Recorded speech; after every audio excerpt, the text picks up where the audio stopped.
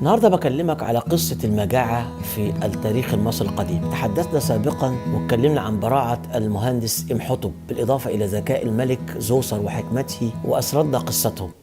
يحكي لنا نقش على صخرة كبيرة موجودة في جزيرة سهيل جنوب مدينة أسوان، والتي تعرف باسم لوحة المجاعة. إن في عهد الملك زوسر مؤسس الأسرة الثالثة وفي العام 18 من حكمه بالضبط، حدثت في مصر مجاعة كبيرة بعد أن قل فيضان النيل، مما أدى إلى نقص المحاصيل والحبوب، فضاقت المعيشة على الكبير والصغير.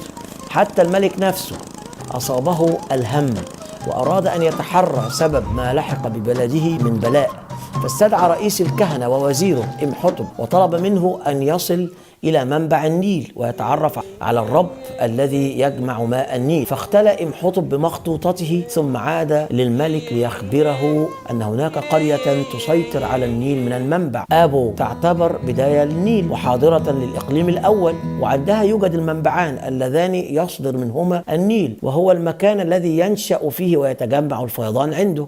وعندما سمع الملك زوسر هذه الفتوى سارع بتقديم الأضاحي والقرابين لأرباب وربات آبو اللي هي جزيرة أسوان الحالية، غير أنه رأى رؤيا في المنام إن الإله خنوم يحدثه جهرة ويقول له: أنا خنوم، أنا من يرسل يديه من ورائك لأكفل لك التأييد وأعطي بدنك بالعافية. أنا الذي أوجدت اليابسة ووهبتك أحجار الجرانيت التي بنى الناس بها المعابد منذ القدم وجددوا بها المتهدم. أنا نون العظيم الموجود منذ الأزل، أنا الفيضان الذي يرتفع حيثما يشاء. وعندما أفاق الملك أيقن أن صاحب السيطرة في منطقة أبو هو الرب خنوم. نقشت لوحة المجاعة أو لوحة صخرة سهيل هذه في صورتها الموجودة حاليا في عصر البطالمة، وتم تحديد فترة المجاعة فيها وتسمية الوالي النوبي وقتها، وحدد فيها فترة 7 سنوات العجاف، وهو ما يماثل فترة المجاعة في مصر أيام سيدنا يوسف عليه السلام، كما ذكر كاتب اللوحة رؤية زوسر والاهتمام بتفسيرها، وهو ما يشبه أيضا الملك الذي عاصر سيدنا يوسف. وإنما روته القصة عن استفتاء إمحطب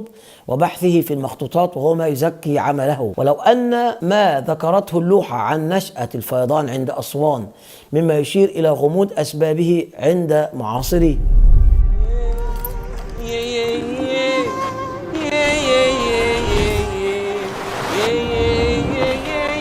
المؤرخون في شأن هذه القصة لهم رأيان.